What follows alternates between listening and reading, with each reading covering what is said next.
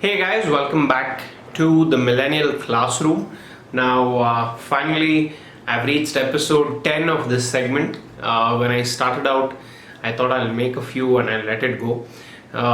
To be honest with you, I was working on another idea which I'll be putting out very soon. I'm trying out something new, another segment.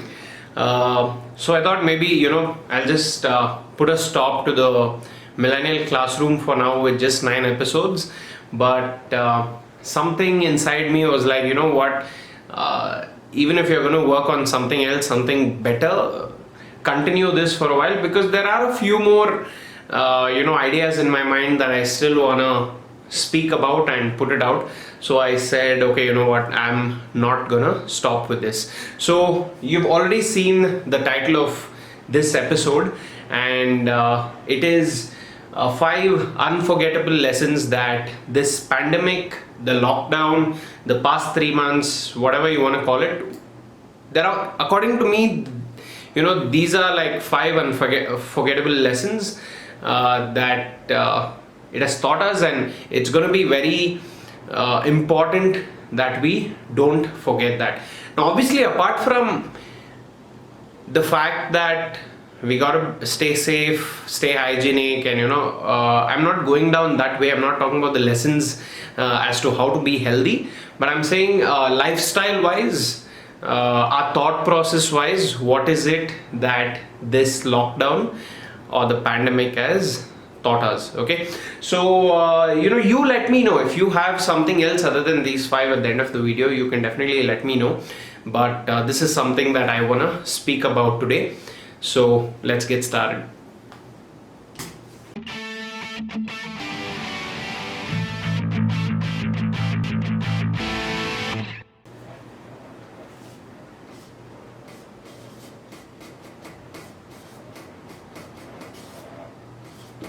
Okay, so the first one is something that I've been observing for a pretty long time, but I felt this has been happening a little more in the last 3 months. Usually, subconsciously, what I feel is we tend to believe that we are more screwed than the people around us. Like, okay, you know what, my sad story is somehow bigger than his or her sad story. But during this lockdown, we realized that not only amongst our friends and relatives, and we've been seeing so much bad news around the world, the biggest thing is, dude, we're all screwed in one way or the other. So before we talk to anybody, before we speak to anybody about what we are going through or listen to what someone else is going through, we gotta be kind, man. Like, we can't take for granted that someone is doing well in their life only because they are showing us that they are doing well. Let it be our friends, let it be someone whom we meet newly, let it be someone who we look up to. Let's just be kind, because I think with all the recent happenings, the biggest lesson is we don't know what's going on in people's head.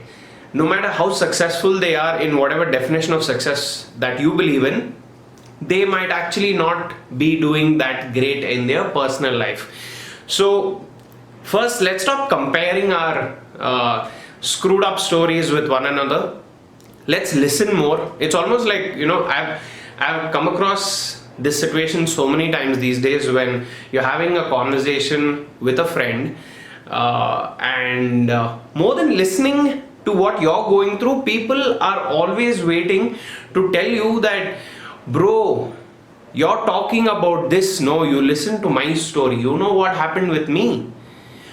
It's almost like misery has become a competition. Oh, you are going through this, let me tell you what I'm going through. It's understood that we are all screwed in some way or the other. But first, let's be kind, and also let's be open to listen to what other people are going through. It might be smaller compared to what you're going through, but for that person, whatever he or she is going through might just be one of the biggest lessons, one of the biggest battles of their life. So let's listen and be more kind. Let's go to the second point.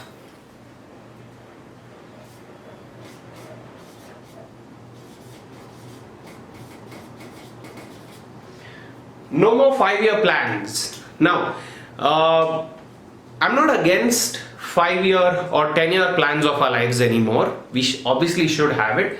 We should have like a overall purpose that we are aiming at in our life. But honestly, right now, 5-year plans aren't going to do that great. We can't get obsessed with our 5-year plans. That's what I'm meaning. If something doesn't go according to our 5-year plan, if something doesn't go according to our 3-year plan, I think now the game changer is going to be how are we going to adapt to that rather than sit and obsess in making that happen. It's good to not, I feel like it's good to not give up on these 5-year goals, but we are in a time that we'll have to adapt and learn a lot of new things to get there. What I felt is, with the ways we chase a certain goal, it becomes so permanent in our heads that that's the path I'm going to take to get there, that if something changes, it's so difficult to believe that maybe there's another path to get to the same goal. And the timeline might change with the amount of uncertainty that's happening right now. Let's stop getting obsessed with our 5-year plans, things to do before 30, things to do before 35. Let's just look at it day to day. Let's keep an overall goal in mind. But I think one of the most uncomfortable things that we're all going to be doing, or we all supposed to do, is getting comfortable with change. It's all the more now. Obviously, that has always been the golden rule, right? I mean, change is the only thing that's constant and all that. But with the whole pandemic, I think change has to become the new normal for us. Like, we need to accept that, whether it's in our personal life or our professional life. So let's go to the third point.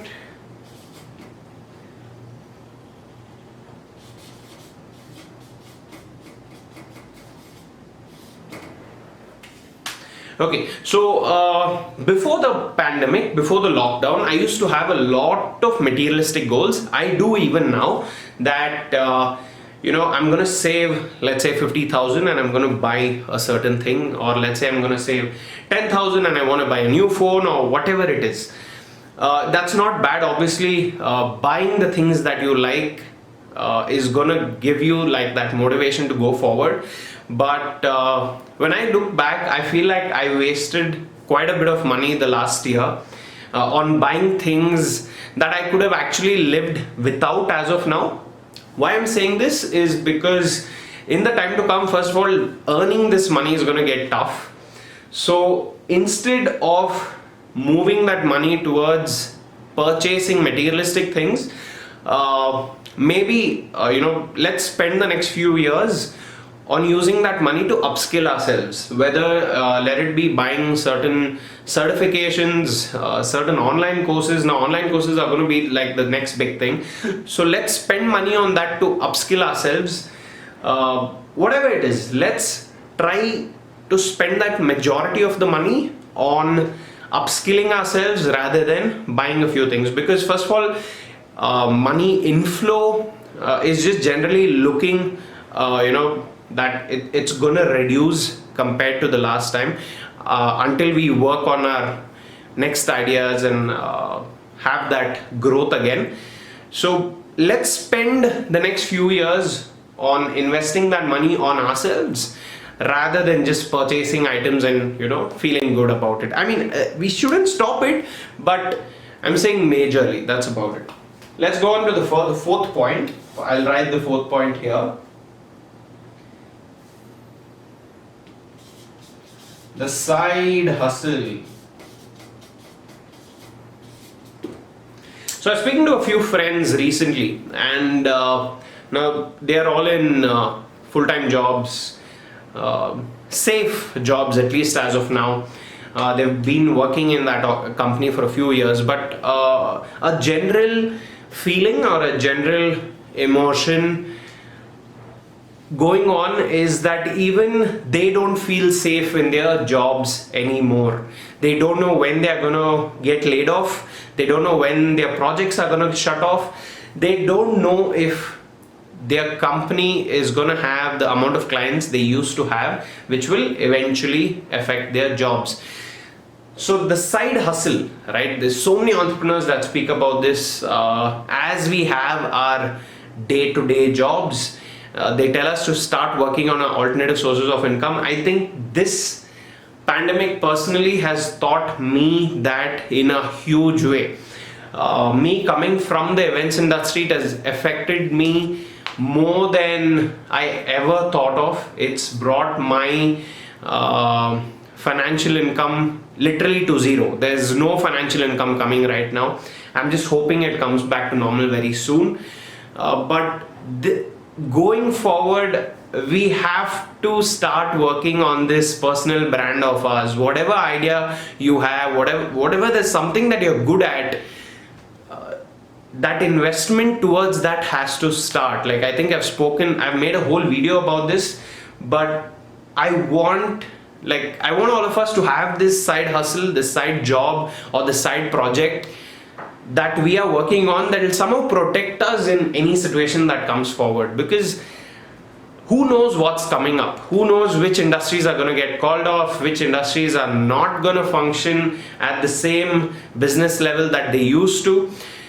So it's time that side hustle really starts. If we are not going to become financially independent, that even if a job gets taken away, I have a source that I've developed myself. There's so many options. I have friends who are investing in shares. They're trying to make money out of that.